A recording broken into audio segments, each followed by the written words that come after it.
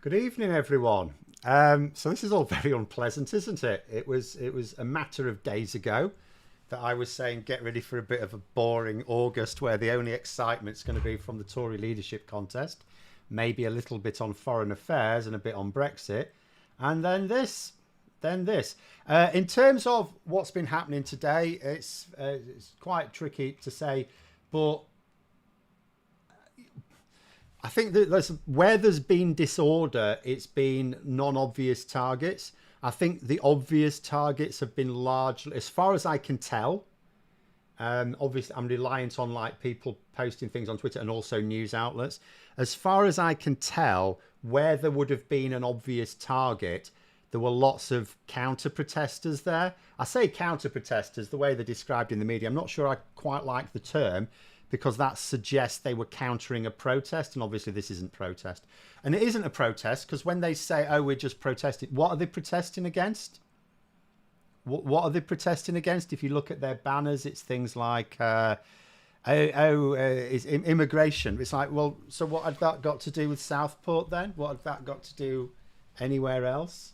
What's that got to do in Liverpool? Because they've tried to attack Liverpool twice. I did the video today on they went away with a flea in their ear yesterday. Today there's been more disorder in Liverpool, but again it's been like it's not been obvious targets. So for example, I've seen footage of a phone repair shop being looted, and a lone police officer being mobbed by a group. Things like that, whereas where you've got the targets, you would have expected them to want to go and try to cause damage to. Where those build-ups happened, from what I can tell from Twitter and the news, the locals who went out to stop them outnumbered them.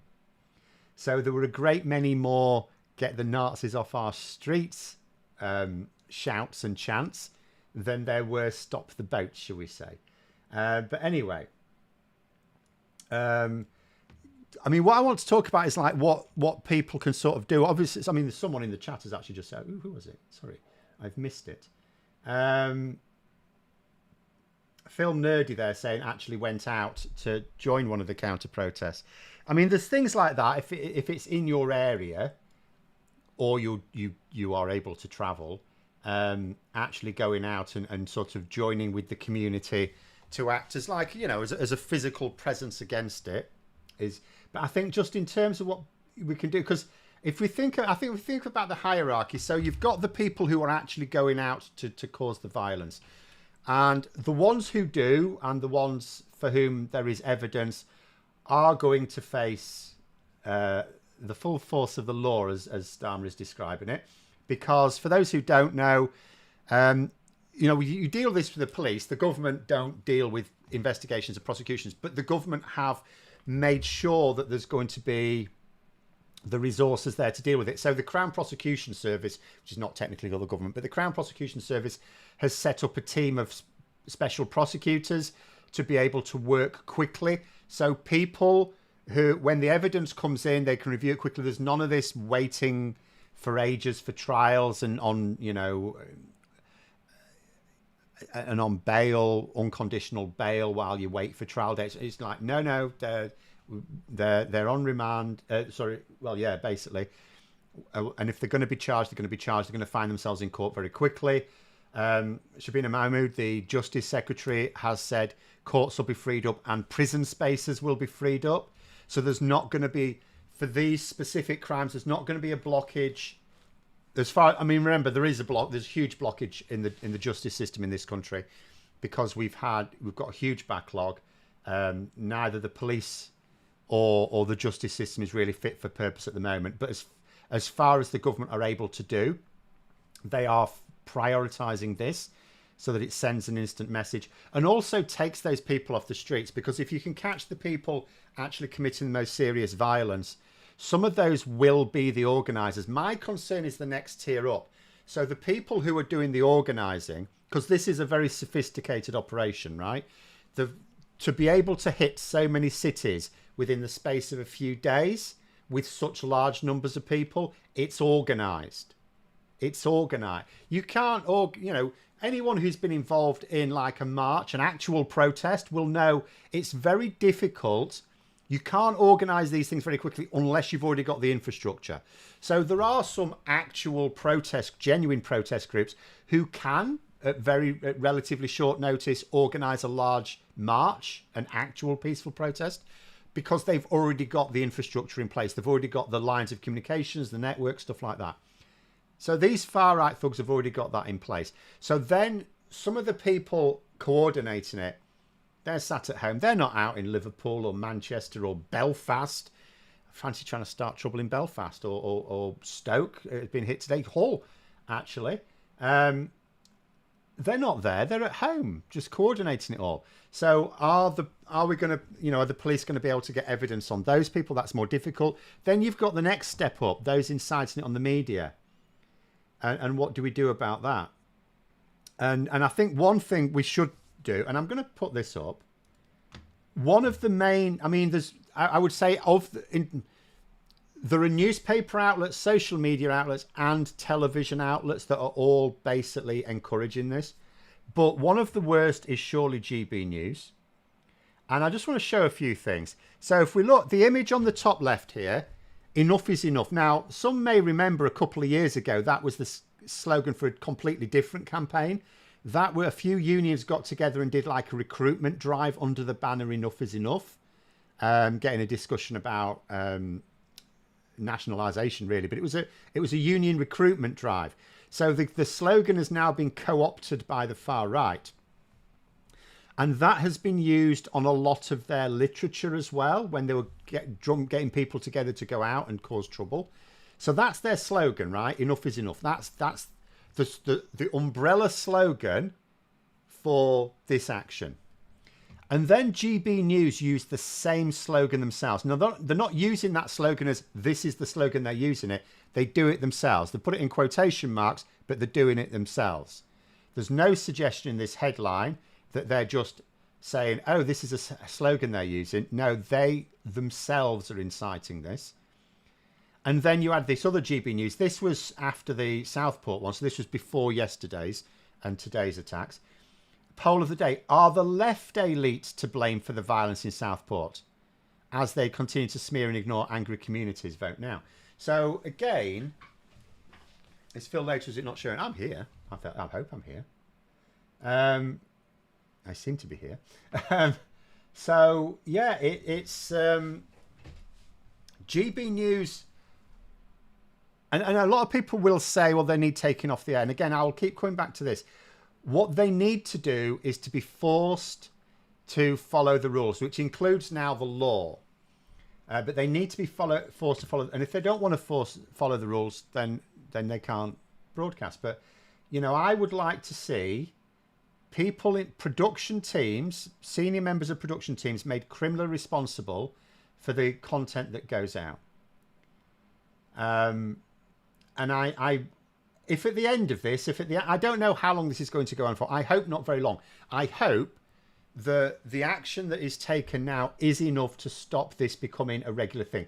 The last thing we want is this happening every week, or it doesn't even matter whether it's every weekend or just sporadically over this summer. It wants to be stamped down pretty quickly. But if it's if it carries on over summer and at the end of it, we find that the only people that have been tackled are those who took part in the riots. If that's it, if that's all there is, then that's not really satisfactory. And I think although Starmer has said, look, we don't need to be giving the police more powers, which is true, by the way. I think people will agree. Yeah, we don't. The police have the powers they need. But if you're talking about no need for more legislation, then what you're saying is the current legislation is fine. If the current legislation is fine, then the people inciting this violence and spreading the disinformation should also be facing justice. And if they don't, and I'm not saying you'll get everyone, I'm not saying, oh, if you don't bang Nigel Farage up, then there's something broken in the system. But if absolutely nobody who was spreading disinformation and excusing the violence. Because again, this is what it's saying. You know, they're actively pushing the idea that the people taking part in these in this violence have just like snapped. They're just ordinary citizens who've just snapped because of something. No, they haven't. Because what are they supposed to be protesting against? What are they protesting against? Immigration? No, that's rubbish. Because in Southport, it was supposed to be about murder. A murder by someone who's not an immigrant. So it's not about that. It's just mindless violence. There are various theories people have put out for what may have I'll get rid of this now because I don't really want GB News on my thing. There's a few theories people have espoused, and they're only theories in terms of why. Because this is, again, it's so coordinated. It's almost like they were ready to do this. Were they always? I've seen a couple of suggestions going. Were they always preparing to do something like this after the Conservatives were kicked out of power? Was it always going to be a thing that they were going to do after the election, and they were just waiting for an excuse? That's a possibility. I don't know. Derek there saying, yeah, actually, Leonard, I'll call him Tommy Robinson. I always say, yeah, we know his real name, and we know Tommy Robinson is not his real name, but if someone wants to go by a name, whatever, because the alternative would have been at one time to have refused to call Muhammad Ali, because, you know, so I take the view, if someone wants to be known by a particular name, then that's fine. Actors do it all the time, performers do it all the time. So I'll call him Tommy Robinson. We know who he is. But anyway, he's streaming YouTube, encouraging people to join the protest. Yeah, I've seen plenty of that. And was shown as an activist, but hiding Spain. Yeah, I mean, that's the thing. Like, the people organising this, they're millionaires. Living off the backs of these people, exploiting people, grifting off people. And you know, Tommy Robinson occasionally turns up to inflict a bit of violence himself. Nigel Farage never does, you'll notice. I mean, the thing about Nigel Farage, he kept saying, oh, I've just got legitimate questions. Like, no, you haven't got legitimate questions. Because if you look at, first of all, if you look at what the questions were, they're saying, well, why weren't the police releasing the identity of the attacker then? Because they're not allowed. Under a certain age, the police are not allowed to reveal the identity of, so at that time hadn't even been charged. But, you know, a suspect. Only a judge can do that, and a judge has done that. But they had to be charged first. And there's a very good reason why you do not make public figures of minors who are being investigated, particularly for serious crimes. So he knew that. He wasn't asking legitimate questions. And the other thing is, if he had legitimate questions about Southport, which he claims, why didn't he attend Parliament when Yvette Cooper, the Home Secretary, was there answering an urgent question? Because she was there, Parliament was still in session, or there was an urgent question granted. Yvette Cooper turned up to Parliament, it was still in session, and any MP who wanted to ask questions about it, she was there taking them. Nigel Farage was not there asking them. So he didn't have questions. He wasn't interested in questions. But anyway, is Starmer's honeymoon period overdue to these riots? Depends how he handles them. This is obviously his first emergency. This is his first proper emergency. If he's seen to handle them as well as anyone could expect him to, and so far I've not really seen any criticism. I've seen some comment that Priti Patel's criticised him for something, but I don't know what. She's just criticised. I don't know what her criticism is. So I've not seen any specific criticism. So as long as the public believe, obviously no one blames, you know, no one serious is saying, oh, this is, there are some idiots doing so, but no one's seriously going, oh yeah, we've got a Labour government now, we've got a load of riots. It's like, no, the far right were there and they've been there for years. And they've just decided to kick off now. So as long as he's seeing, as long as the public think that he's doing what they'd expect him to do, then no, the honeymoon period won't be over at all. In fact, ironically, you know, it actually helps Labour get a few things done. For example, there are a few other things happening. The normal business of government still going on. The latest is the anti-union laws are now being basically unpicked. So there's stuff still going on. But there we go. If we were in the EU, we could have used the European arrest warrant for expedited extradition. Oh, for Tommy Robinson. Yeah, absolutely. Yeah, that was another thing leaving the EU did. It means we don't have an automatic right to extradite people who are wanted for serious crimes in this country. Film leader saying they kind of laugh. They protest over this, but where were they? Lucy let be murdered, innocent babies in hospital wards. Where were they then? Hypocrites. They are hypocrites every single time. Like if a white person murders some people, even if it's other white people, they don't care every time, because what they do and the way they do this on the media, every time there's someone that belongs to the group they want to attack, whether it be, and they'll draw whatever tenuous link to immigration they can.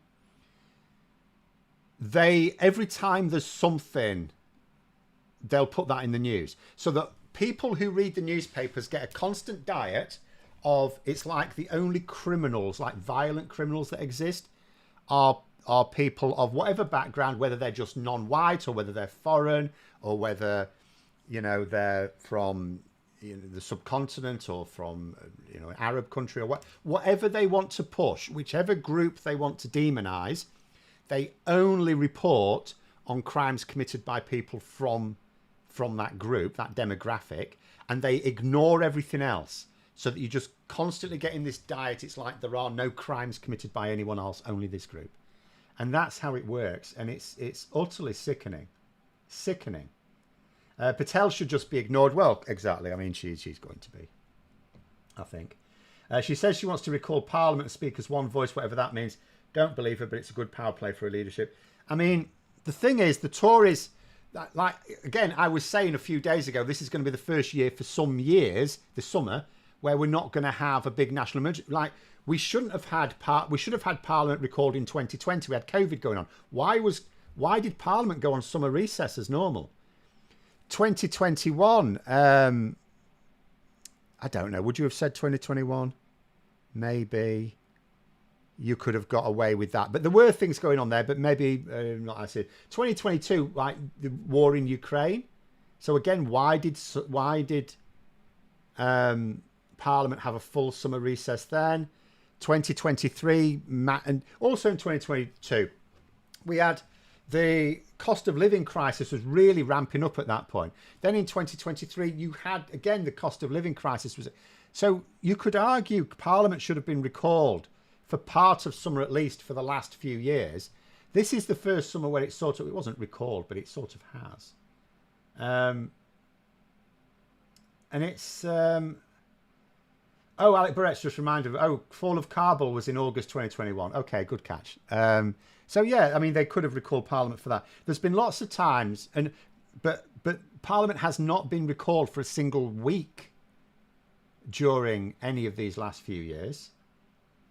So the idea that Priti Patel's calling for it to be recalled now, is the call itself in isolation a bad call? Not necessarily. Maybe it should. My concern is that what would Parliament aim to do? Discuss things. That also means giving Nigel Farage and his cronies a platform where he will be immune to prosecution. Anything Nigel Farage says in the next few weeks, he's not immune to prosecution. If you open Parliament, you're letting him go there to say whatever he wants to say. Completely immune. Well, he's not above the law.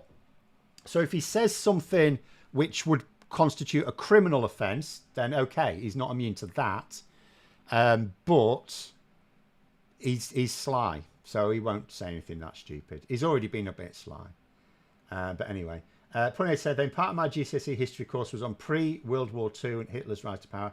Seeing this now is like seeing the textbooks come to life, fearing the worst is yet to come. Well, it is. I mean, what literally happened in the 1930s, before Hitler took power, before the Nazis took power, is they used to organise groups of men.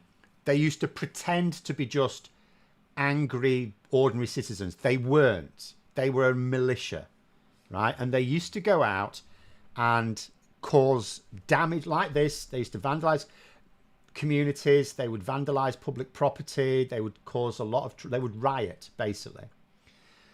And it was all coordinated. Their target then was largely Jewish people. It wasn't exclusively Jewish people. It was mostly Jewish people. Their target now, again, it's not exclusively Muslim people. but that is their main target. It's the same. I mean, it's worth pointing out these people are also anti-Semitic. You know, they are white supremacists. They are English nationalistic white supremacists. That is what they are. You know, so the reason why they're not going down the anti-Semitism route explicitly is because they know that would lose them a lot of support. They've got their best support by being anti-Muslim at the moment. So that part of it's strategic. But they hate everyone. They hate absolutely everyone. Why are the broadcasting rules so lax? Surprised to see GB News and Talk TV able to effectively incite violence. Exactly. Why are they? Why is this not being... I mean, like Starmer has already suggested, it is already a criminal offence to incite this. Now, I don't know. I'm not an expert. He's a lawyer. He knows. I don't know, for example, what changes to the Public Order Act made in terms of inciting violence, because there seems to have been some changes. So I'm not an expert on the law here. But what I would say is, you know, the people who are going out and committing these crimes, it's all right putting those in prison, but there's like not a limitless supply of them, but there are, for all strategic purposes, there is a limitless supply of them.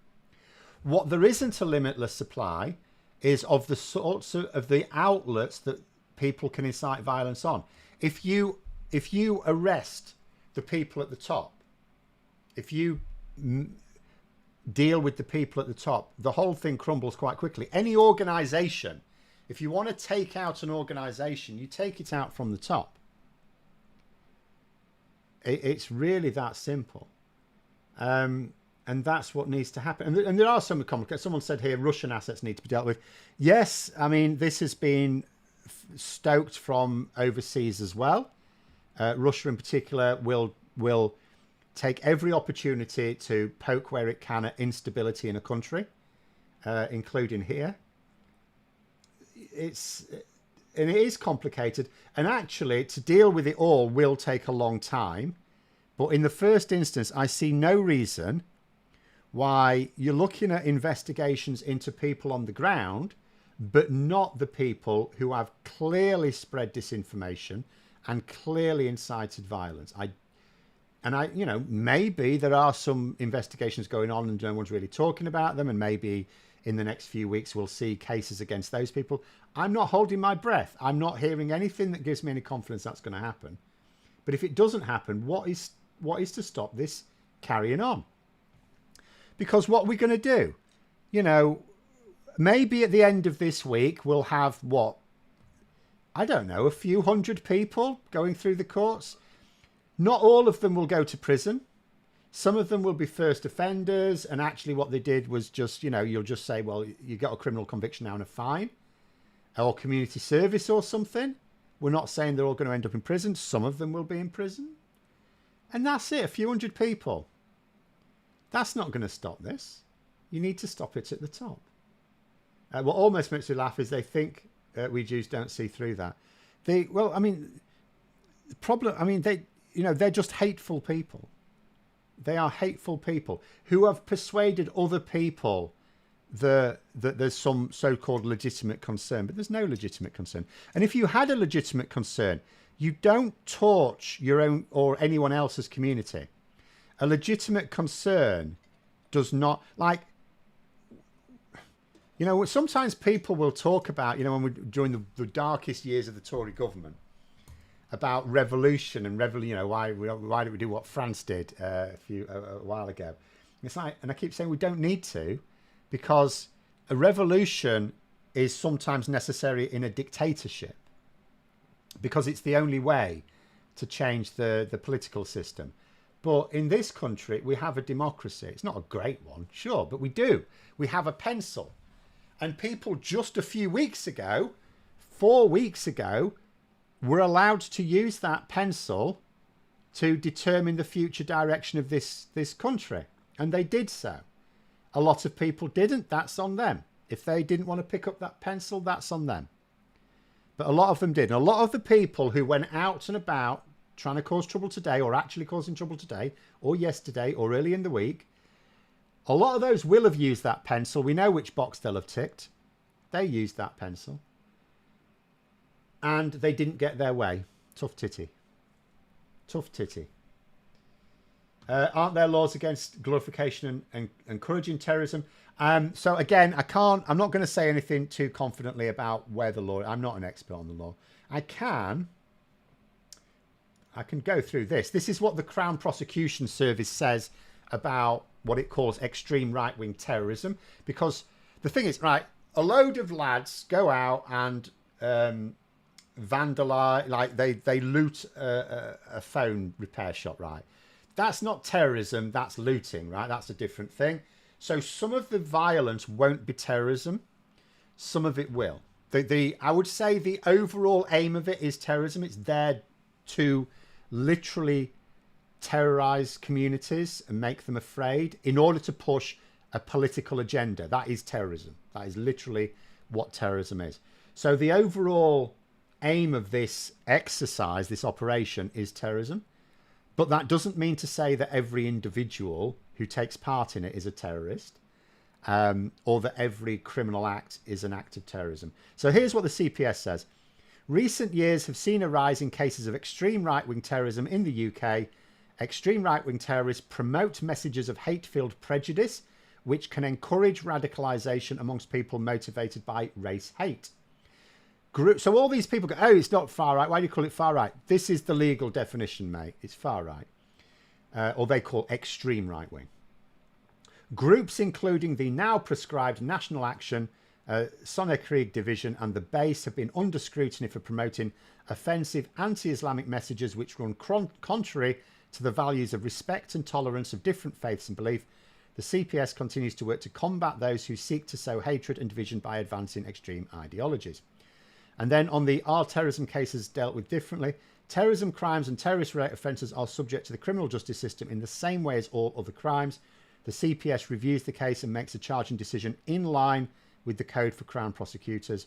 CPS prosecutors regard those who commit terrorist offences as criminals and believe that it is important they are tried fairly and objectively through the mainstream criminal justice system, applying the same standards as to any other case and using offences that properly reflect the conduct concerned.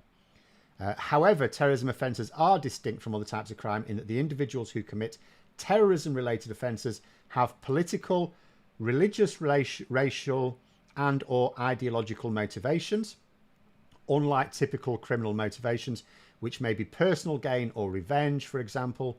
The CPS and counter-terrorism policing have specialist units that were set up specifically to investigate and prosecute terrorism cases. So that's where that's the be and all end of it, as far as I know, in terms of the legal side. We need more media outlets putting out the truth and challenging the lies. Where are the real journalists? Well, there are real journalists, and there's just either no work for them or there's so little work. Like I always say, if you look at Andrew Marr, like I still don't agree with Andrew Marr in terms of a lot of what he says, but you can look at the difference with how he behaved on the BBC, which is hardly the worst of them, and how he behaves now on LBC, and it's night and day. It's like he's a different person.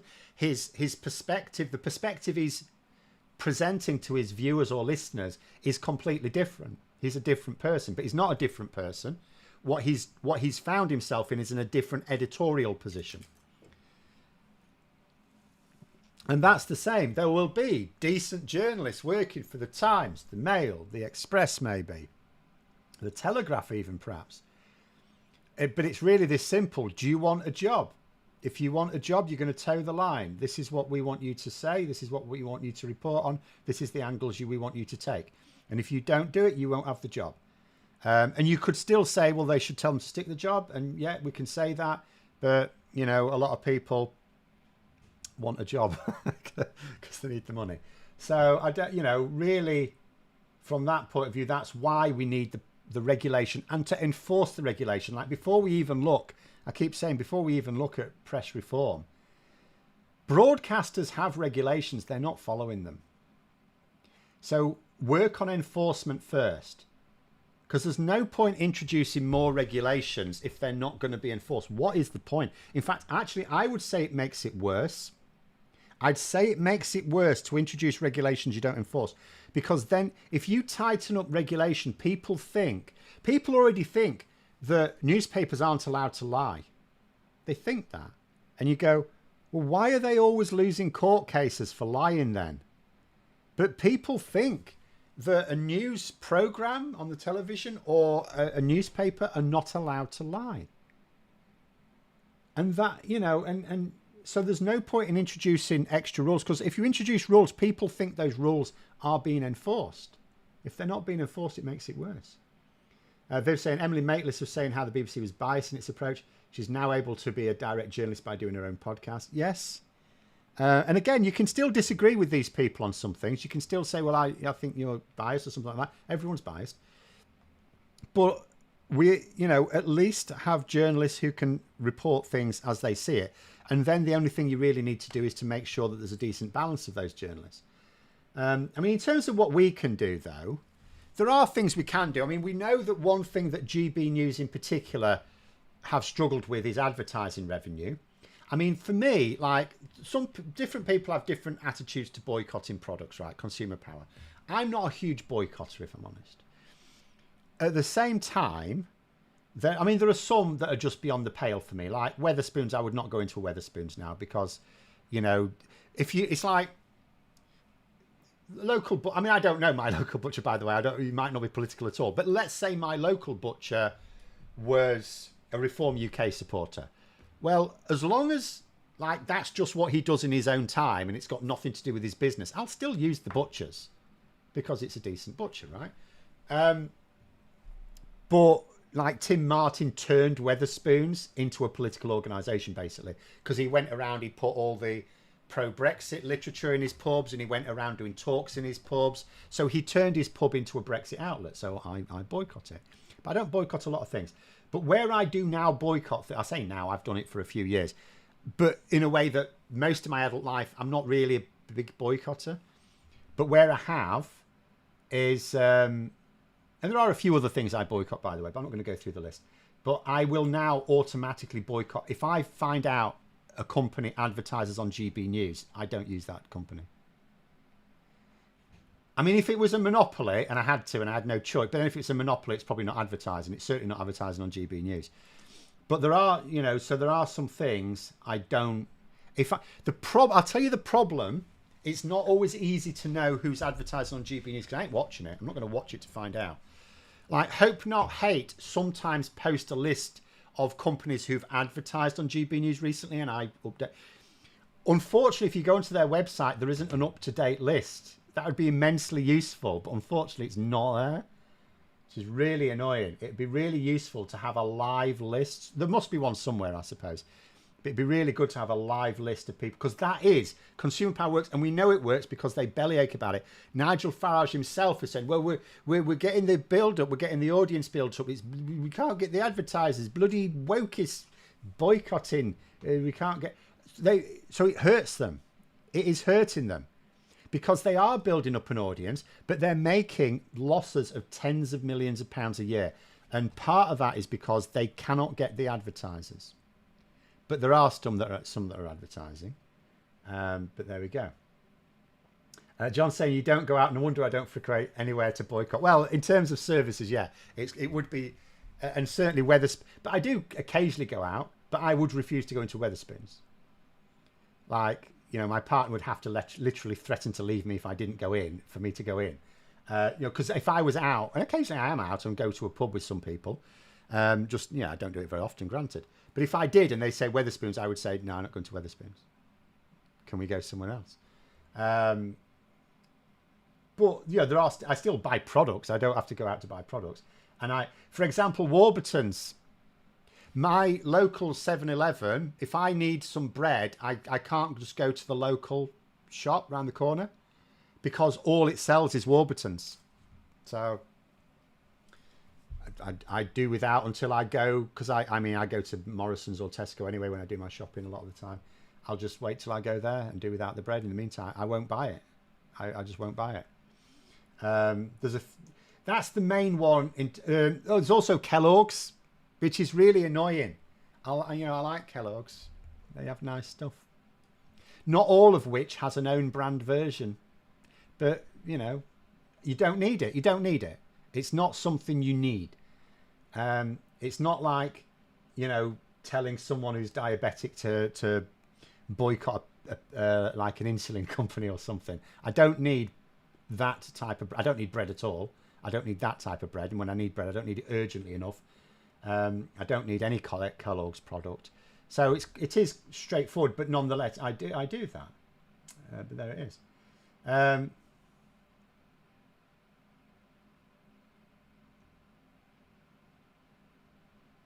Viv saying, sorry, can't use Wetherspoons. Have a Dyson because my partner insisted on making him do the hoovering.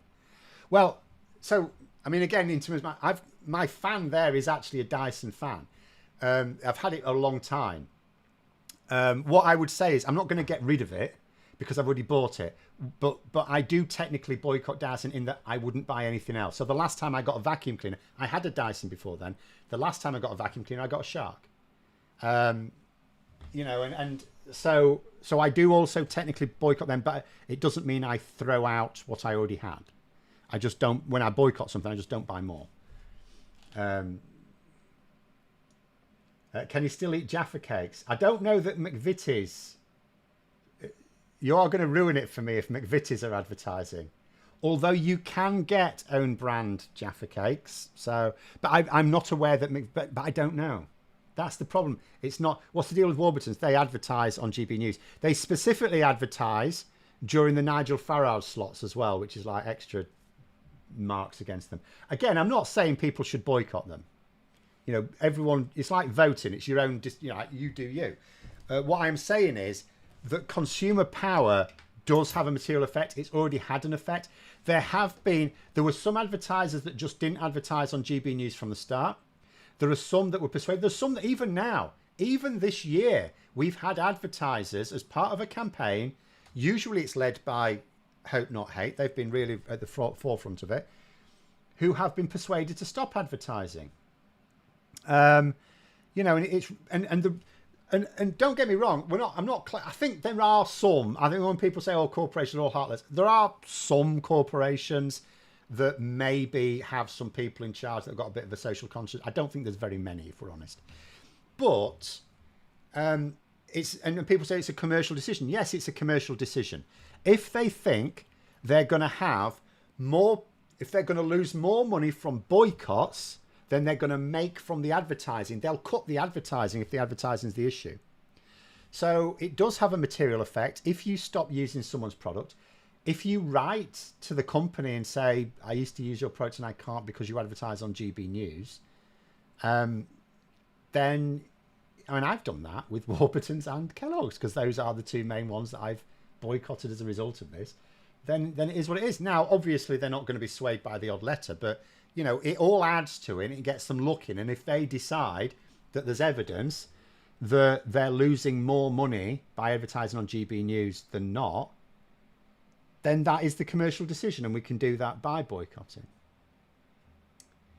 And Viv's just said there, we need to let companies know that we're boycotting if they're on GB News. Yeah, you alert them. You make it show up on their radar.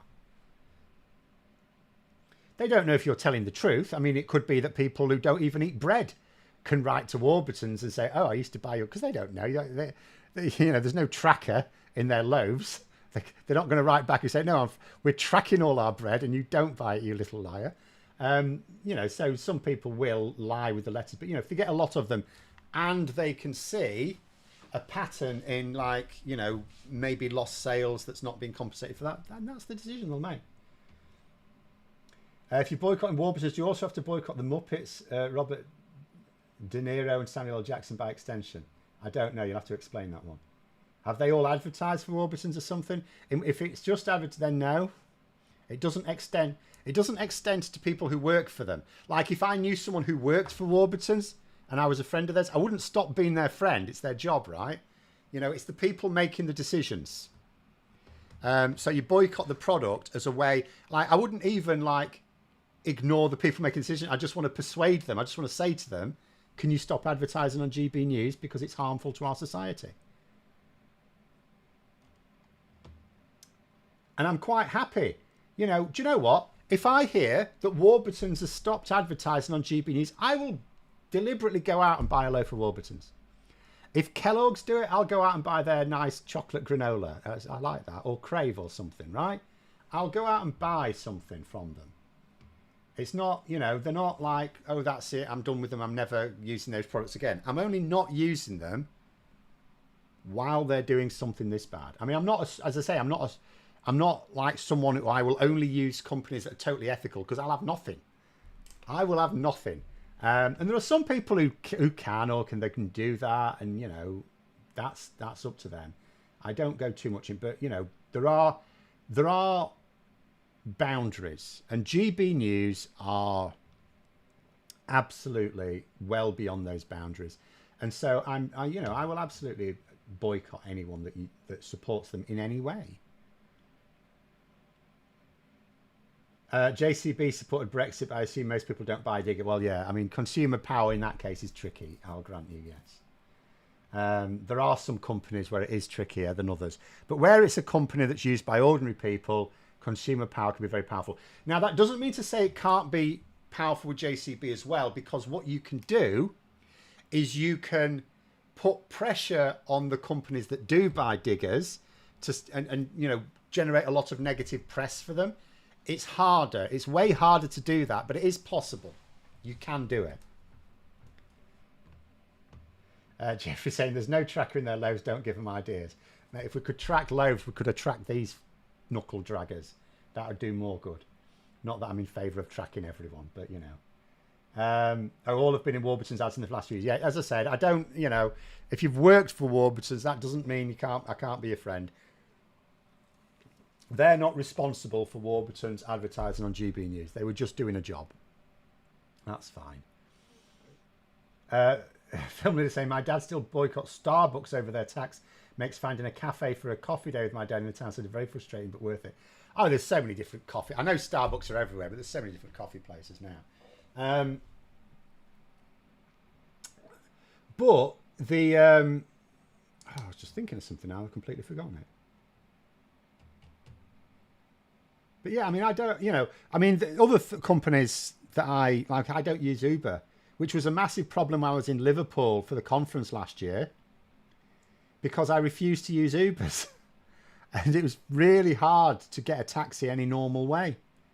I don't know what it's like under normal times. I assume their taxis are fine at normal times. But obviously with the massive influx of people for the conference, it was really unreliable. You'd sometimes wait for an hour and then be told, sorry, your taxi's not coming. Oh, thanks very much. I'm trying to get somewhere here. You know, so literally having to plan 2 hours in advance to get somewhere. But I just refuse to use Uber. Just because there's some business models I like, and there's lots of bad. Most business models are, you know, not brilliant if you're not exactly a capitalist, but you know, there are some that are just much worse than others. What happens if you buy but don't watch GBBs? Well, nothing happens. You can do what you like, but you know, it's. I'm just explaining from my point of view, and that boycotting does work. I mean, I really don't want to tell anyone what to do with their life. Just present ideas. Never used to buy Walkers, Chris, because they would recognise trade unions. Still like Gary Lineker, though. Hang on. Never used to buy because they... Do you mean they wouldn't recognise trade unions? Do they not? Or is that different now? My approach to boycotting is it currently harmful? For example, there's an actor I like who doesn't really do stuff now. Got into trouble, but I rewatch his stuff still. I mean, things like that you can't help. You know, you can't help something like that. I mean, if you listen to an old Rolf Harris song, you're not supporting what he did, because it wasn't through his career that he used his fame, sure, but it wasn't through his career that he abused people. I suppose Top of the Pops would be a dodgier one because, you know, the BBC premises were used for Jimmy Savile's naughtiness, but as well as Gary Glitter and all the rest of them. That's more of a thing. But again, you're not supporting it by watching an old episode of Top of the Pops. Anyway, back onto the point. One Angry Pagan there, Stam is saying that they want to push for more facial recognition around country thoughts. So I'm going to do a video on this. So, I mean, first of all, I have seen some concerns on this. He hasn't, as far as I know, said that. What he said was the the stuff that already exists for football hooligans to be used for these people. So first of all, it would only be used on people who'd already been identified as being involved. But I'll just give you the précis of what I will, because I will do a video on it for next week, because it is an important one to discuss. So facial recognition technology, in order that if someone from, say, I don't know, Hertfordshire wants to get on a train and go to Hull to kick some doors in, as some idiot did today, if they want to do that, and and the thing goes, okay, we know that the intelligence services, the police services know that that sort of person is wanting to go somewhere to cause trouble. So recognition technology, it's a train station, goes, yeah, you're not going on this train, mate, to stop them. So what are the harms? There's two main types of harm. The first is that it can misidentify people. So there's a very small chance of error in that it gets the wrong person, right? And in a case like that, you are now causing inconvenience to someone. So someone who was getting on a train perfectly innocently to go somewhere, you've now knackered their day because you've stopped them getting on that train, right? And the other problem is, and it particularly, the chance is very low, by the way. I saw in The Guardian, it was quoting 1 in 6,000 chance. So it's very low, but it can still get the wrong person. Very small chance, but still a chance. And the chance is higher if you're black. So straight away, you've already got people who are disproportionately targeted by the police for like stop and searches or whatever. And now you've got this technology that's particularly, it has a higher chance of being misidentified and you ending up being, again, inconvenienced. So that's one problem. Now, what I would say in a case like this is, therefore, I'll get rid of this. We don't need that now. I think it depends on what so that means you shouldn't use it for any sort of policing. So if we go for two extremes, should we use facial recognition software for something like shoplifting? No, because there's a chance it can misidentify someone and ruin someone's day. Shoplifting is, I'm not saying it shouldn't be dealt with, but it's not a serious enough crime to justify the downsides. Rioting is. I would say if there's a small number of people, and if it's like 1 in 6,000, I don't know what, it didn't actually quote what it happens to be if you are black, where apparently the software is dodgier, other than the software is getting better. But, but even if it's like 1 in 1,000, so a 0.1%, if out of every 1,000 people it stops, one innocent person, because remember, they're not being convicted, but they are having their day ruined. If a small number of people have their day ruined, to stop thousands of people kicking the crap out of cities across the country, I think that's justified. So I think you have to work out whether the crimes are serious enough to warrant that. Then the other criticism will be perfectly valid criticism, as we're talking about legitimate criticisms or concerns, is the potential for it to be abused by bad faith actors within policing. Because let us be honest, although I talk a lot about the fact that politicians and journalists are not the most honest of people, police in this country do not have the best reputation amongst a lot of communities, with very good reason. So there will be understandable concerns that, given that, a lot of very dodgy characters in the police are known to be dodgy by their colleagues and are not tackled, what safeguards will be in place. So that's a concern as well. But I am going to say that something like this is absolutely serious enough to do that, given we're not talking about, we're not talking about someone ends up with a wrongful conviction, because in court they have the actual photos and there's a judge, there's prosecutors, there's defense counsel, and there's the jury. So there's people as well as, before it ever gets that far, police and prosecutors. So we're not talking about people ending up with a conviction on the base of this technology. We're talking about having their day knackered at work. A small number of people, because of the error with it, having their day knackered. So to stop a riot, I would say I think that is valid. But that doesn't automatically mean that I think we should say, yes, this is a good policing tool in general. I think you have to be, it's like risk assessment, isn't it? You have to weigh up the harm it can do, because if there's errors with it, and if there's the potential for a bad faith actor working with the technology in the police to misuse it, then the technology can be harmful. But it's like in medicine, isn't it? Medicines are harmful. In fact, the medicines I'm taking, these bloody things, I'm now getting quite nasty side effects from them. Hasn't killed me yet, but I am getting quite nasty side effects from them now. And I knew that from the start, but it's tackling something more serious. So I wouldn't take them for recreation. I don't understand people who take them for recreational use so they can go to the gym and get bigger muscles. I don't get that, because why would you do that? It's knackering your health. But I will take them to deal with a more serious problem. And I judge this in the same way. It's like the rioting is serious enough that I think it's justified. I think a lot of policing work, it wouldn't be justified. Film lady saying, my only problem with facial recognition is to identify reformed criminals, ex-offenders who might have joined a peaceful anti-racist protest that got themselves trapped into the violent protest. That is a good point. That is also a good point. But yes. I mean, I suppose maybe what you would want is a process of reformed characters, shall we say, who can go through a process of having themselves taken off the list after a certain period of time of good behaviour. Again, I'm still going to say, if we're honest, and it's lovely when you have people who fall down a rabbit hole and then they're saved, they're reformed, they are redeemed.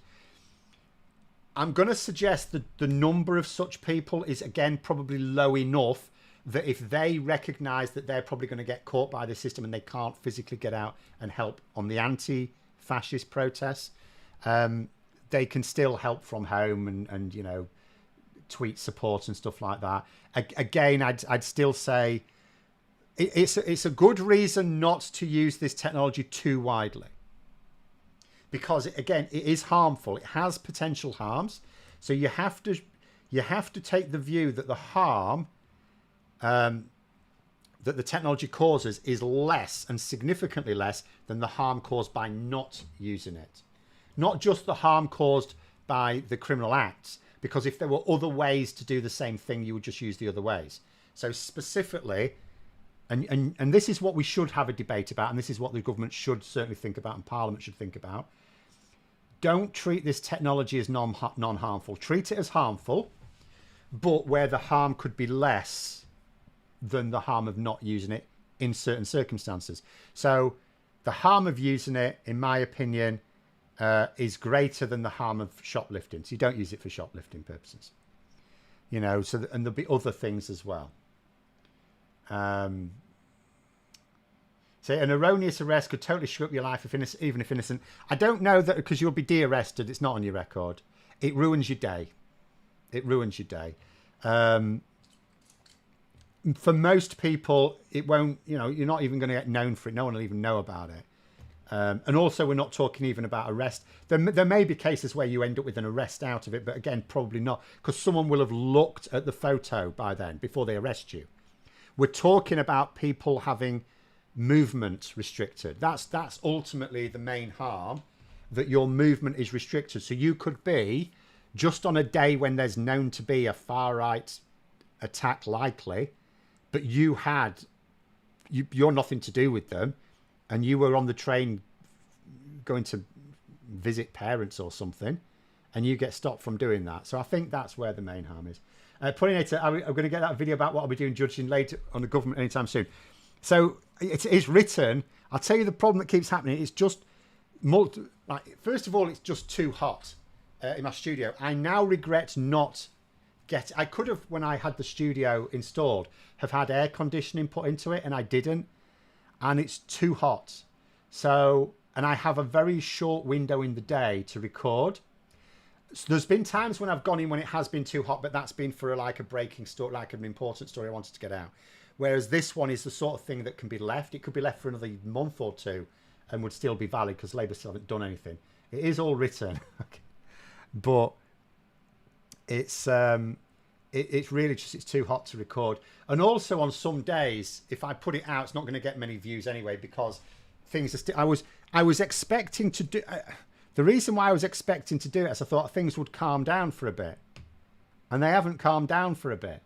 So it's the sort of thing I would say it could happen any day if I suddenly manage to get massively ahead. The other problem I have is I'm losing a lot of time going to hospital because of said side effects. Like last week, I lost 2 chunks of 2 days. Which days were they?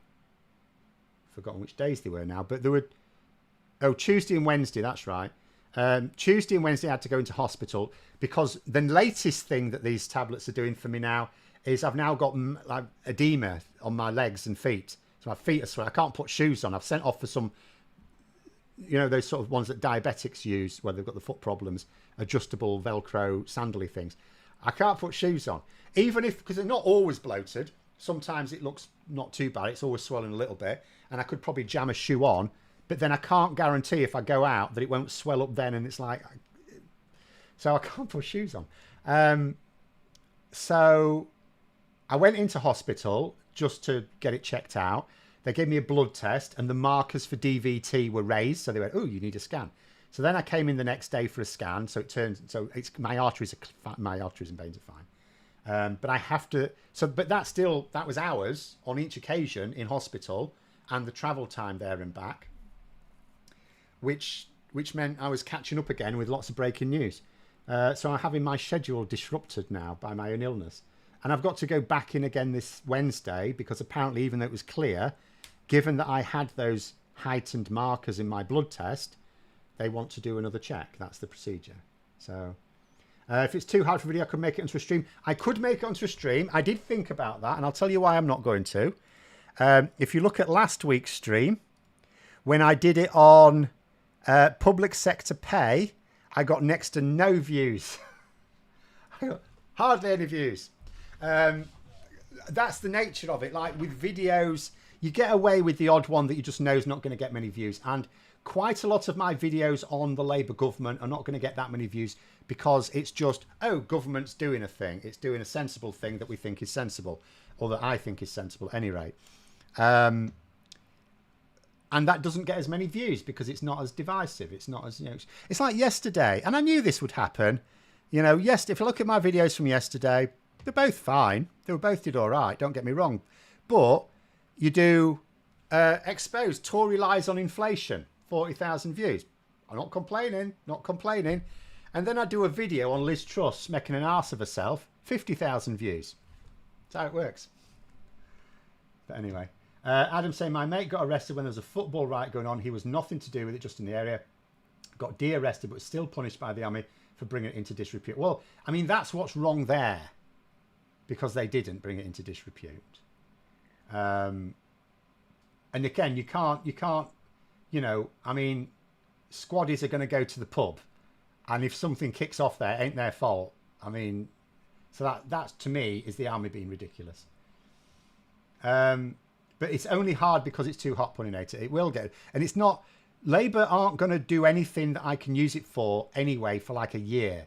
So I could bring it out in September and it would still be fine. But I do as soon as it's cool on a day, as soon as in an afternoon's not sweltering in the studio, I now regret not getting it. It seems silly to me because at the time I was thinking, well, it's only really hot on a few days of the year. I'm sure I'll be fine.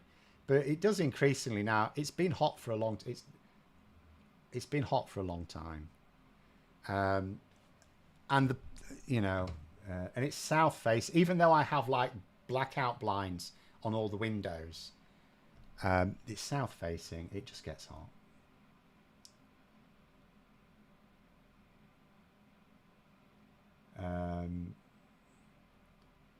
But anyway, it is what it is. I didn't go for it, so I'm just stuck now, having to try to get ahead where I can and record in the morning when it's not too bad.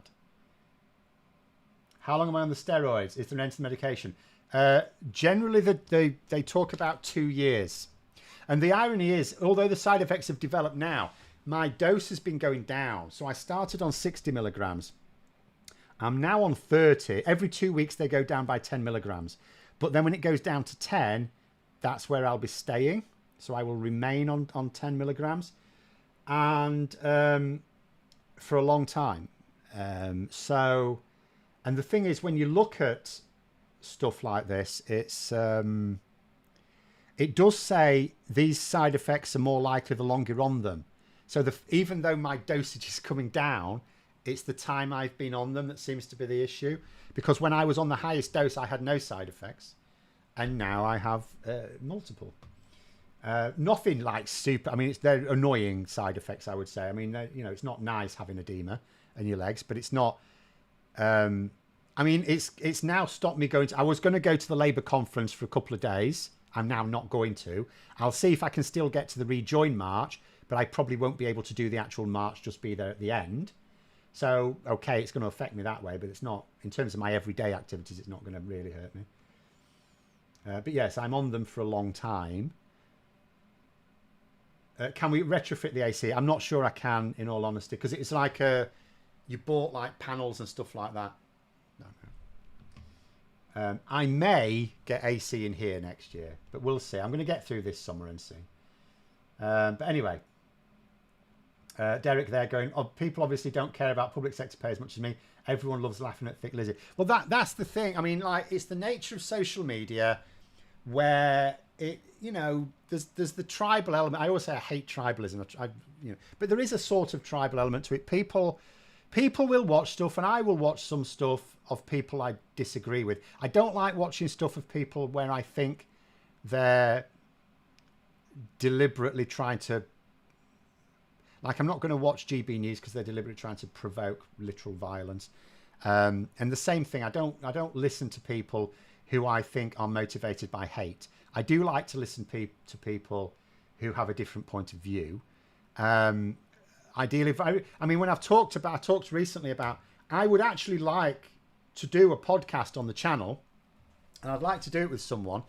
And my ideal partner for it would be someone who's on the right wing, and so basically disagrees with me on everything, or as no one disagrees on everything, I suppose, but as many topical things as possible, and will argue their case robustly, but is genuinely motivated, not motivated by hate, or not someone who will say something that they know to be untrue.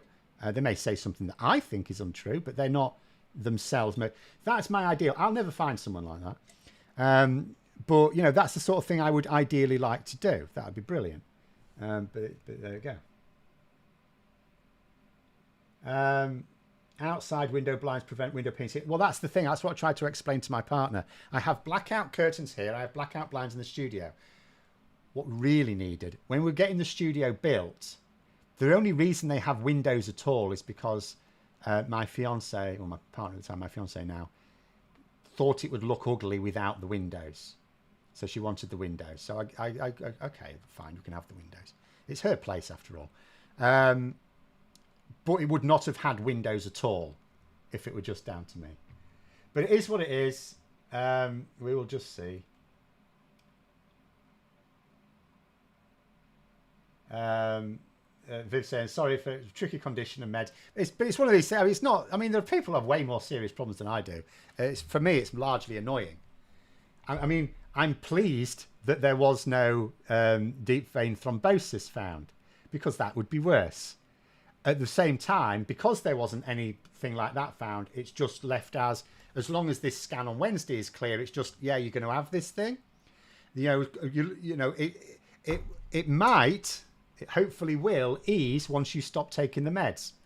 Right. I stopped taking the meds in maybe 2 years. Nice one. But there we go. The hospital warned us when my daughter had to have steroids, they called it moon face. She ballooned in size, which was on them for once every 6 weeks. She would tantrum scream at anything. Yeah. See, I mean, what happened? Like, people even here, people in the chat warned me, oh, you're going to put on weight, because there's plenty of my followers have taken steroids. Oh, you're going to put on weight. And it was like, so I was quite careful the first week I was taking them. And then I wasn't. We had a bit of a fudge thing going on in the house. And I put on a lot of weight. It's coming off, don't you worry. It's coming off quicker than it went on. But I put on a lot of weight really very quickly within a few weeks. So yeah, you weren't kidding. So it's coming off now. You want a Rory Stewart to your Alistair Campbell? I don't know that they have enough areas of disagreement between the two. I want someone who'll properly disagree with me. But I'm not going to get it. I'm not going to get it. But I would like to do a podcast. I will just have to accept if I ever find someone to do it with, because the most important thing is they're reliable. Because what you don't want to do is to do a podcast and then the person you're doing it with is either someone who's unreliable or just decides after a couple of months they don't want to do it anymore. Because then you're stuck either, or actually it could be worse after 2 years, because then you've built it up. I mean, if you do it after 2 months and it just sort of stops or whatever, because then you're stuck either trying to find someone else, which naturally, if you've got a constant co-host, then if it stops, you've got to find someone else. That will naturally taint, well, you might not find someone. And that will, but whether you do or you don't, you will change the whole dynamic of it. And therefore, you could arguably then destabilize your audience and you lose some and have to try and gain others. Complete nightmare.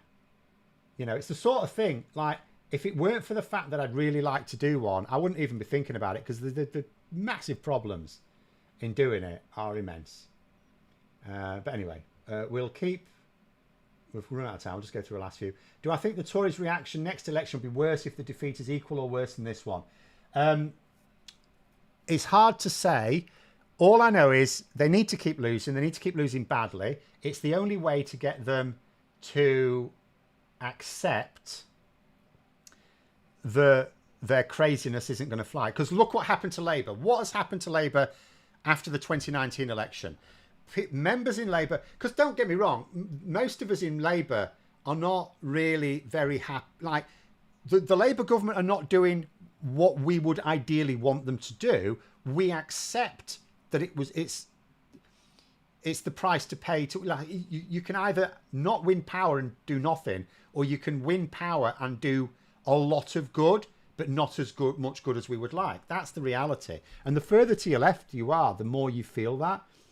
And obviously there are plenty of centrists in Labour who are probably delighted with almost everything they're doing. But that's not most of the membership. It's most of the voters, but it's not most of the membership. Well, you've got the same problem in the Tory party as well. They, you know, if they can be persuaded that they can back someone who can win an election and do all the crazy stuff, because they fool themselves that actually these ideas are not extreme, they're actually mainstream, you know, like they did in Labour, the Tories do, you know, delude themselves in the same ways.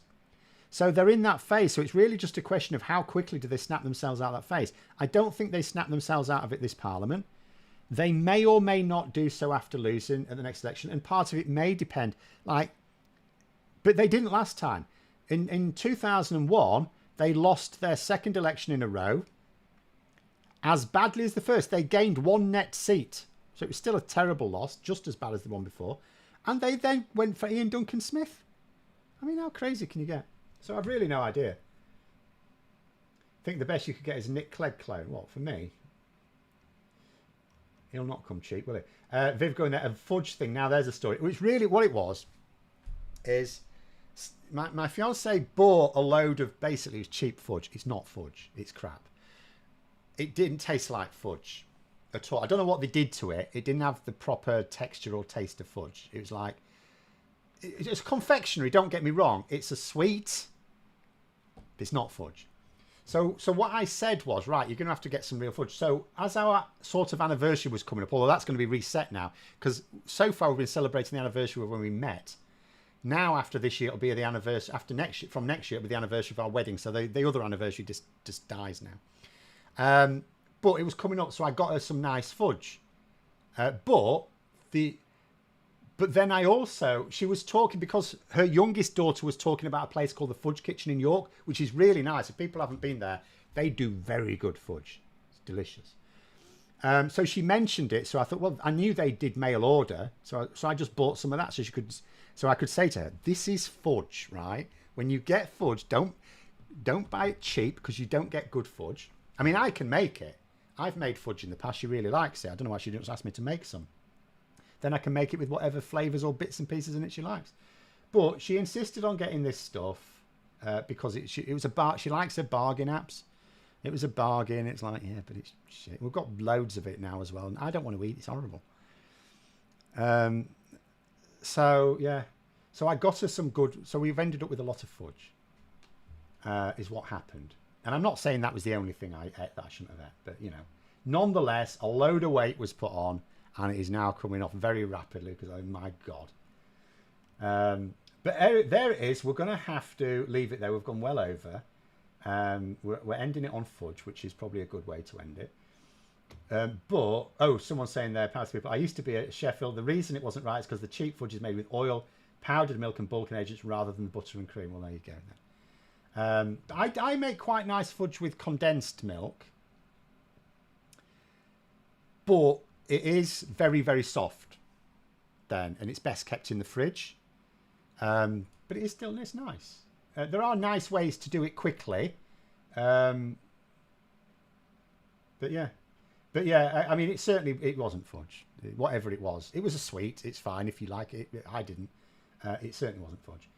But anyway, we'll leave it there. Basakuda, tablet's better than fudge. I mean, I'm not really a big sweet fan anyway. I'm more into savouries, crisps. So I'll leave that argument for others. I don't know. In all honesty, I don't know. I have had tablet. It's a Scottish thing, by the way. But there we go. So we'll leave it there. Thanks very much for coming on, everyone. Have a great rest of evening. I'm going to go off and cool off now. And until next time, I'll see you later.